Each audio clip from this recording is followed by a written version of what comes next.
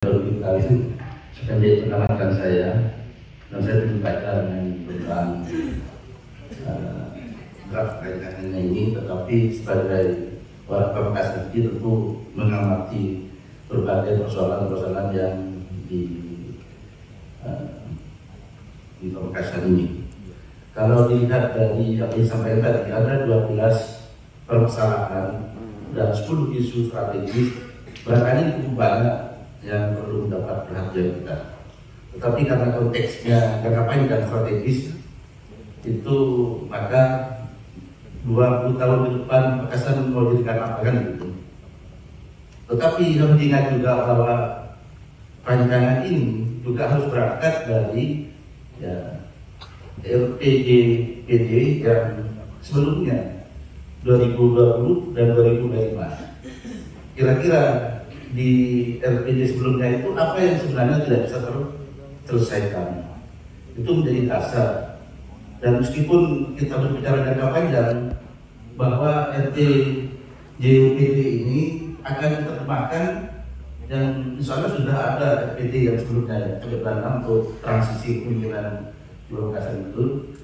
Oleh karena itu tetap meskipun isu-isu tentang Pamekasan kekinian menjadi pertimbangan. Contoh misalnya tadi disampaikan, kalau misalnya pemekaran itu menjadi urgen untuk kesejahteraan masyarakat, sebaiknya dimasukkan di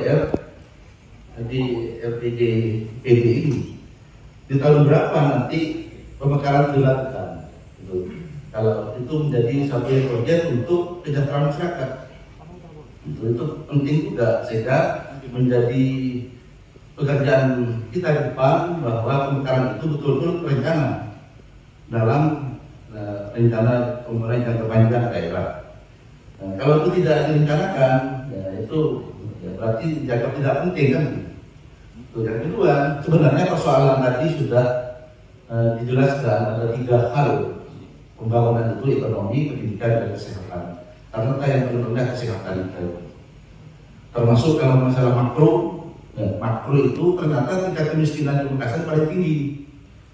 Nah itu bagaimana rencana kita ke depan dengan di angka persentase berapa Pamekasan itu akan mencapainya, tentu dengan tindakan-tindakan yang panjangnya. Jadi di samping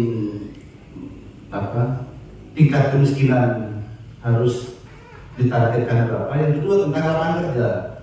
Lapangan kerja ini menjadi hal yang juga terkait dengan kesehatan dan investasi.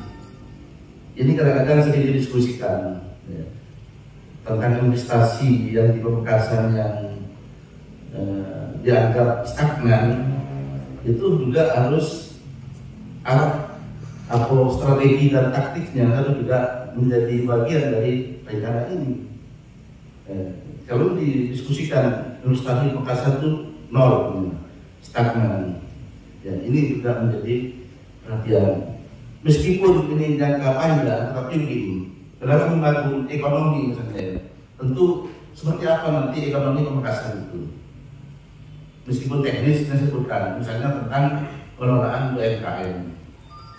Mungkin kalau kita sebut UMKM Pamekasan paling ramai sedunia, paling ramai di Kalimantan sampai ke paling berkembang gitu ya. Dan itu suatu hikmah juga bahwa ekonomi berkembang, tapi perkembangannya harus diatur.